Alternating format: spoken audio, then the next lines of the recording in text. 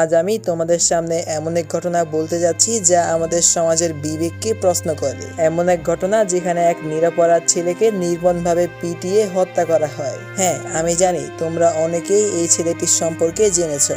এই ছেলেটির নাম তোফাজ্জল। বাংলাদেশে ঘটে যাওয়া এই ঘটনাটি আমাদের সামনে রেখে গিয়েছে একটি ভয়াবহ বাস্তবতা, যেখানে আমরা নিজেদের মানুষ বলে দাবি করি, কিন্তু সেই মানুষের প্রতি মানুষের নিষ্ঠুরতা কিভাবে সম্ভব। তোফাজ্জলকে যারা পিটিয়ে হত্যা করেছে তাদের প্রত্যেকের নাম আমি আপনাদের এই ভিডিওতে বলবো। একজন ছেলে, সে ভারসাম্যহীন, তার মা বাবা ভাই কেউই আর বেঁচে নেই, সেও হয়তোবা আর কিছুদিন পরই মারা যেত। তবে এইভাবে তাকে পিটিয়ে হত্যা করার তো কোনো মানেই হয় না। তোফাজ্জলকে যারা যারা পিটিয়ে হত্যা করেছে এবং তাকে কিভাবে বা পিটিয়ে হত্যা করেছে সেই সমস্ত কিছু আমি এই ভিডিওতে আপনাদের সামনে বলছি। এই ফেসবুক পোস্টের মধ্যে কিভাবে মানসিক ভারসাম্যহীন তোফাজ্জলকে পিটিয়ে হত্যা করা হয়েছে সেটি স্পষ্টভাবে উল্লেখ করা হয়েছে।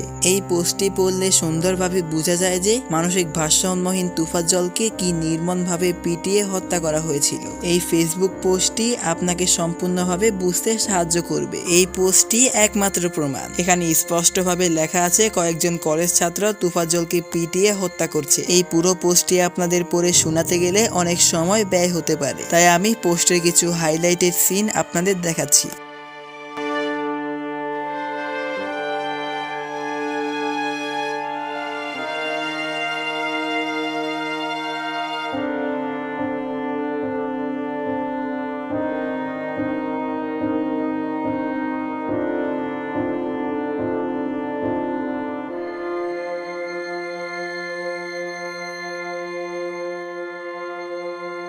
এই ঘটনার বিরুদ্ধে কি আমরা চুপ করে থাকতে পারি? আমাদের কি এই ঘটনার বিরুদ্ধে ওয়াজ তোলা উচিত নয়? তোফাজ্জল শুধু একা নয়, সে আমাদের সকলের প্রতিনিধি। তার সাথে যারা এই অন্যায় কাজ করেছে তাদের প্রত্যেককেই আইনের আওতায় আনা উচিত। এই ভিডিওতে আমি আপনাদের সকলের পক্ষ থেকে কঠোর প্রতিবাদ জানাচ্ছি। আমরা চাই এই ঘটনার সুষ্ঠু তদন্ত হোক, দোষীরা শাস্তি পাক, এদের মতো মানুষ যাতে আমাদের সমাজে আর কেউ না হয়, এটাই আমরা চাইব।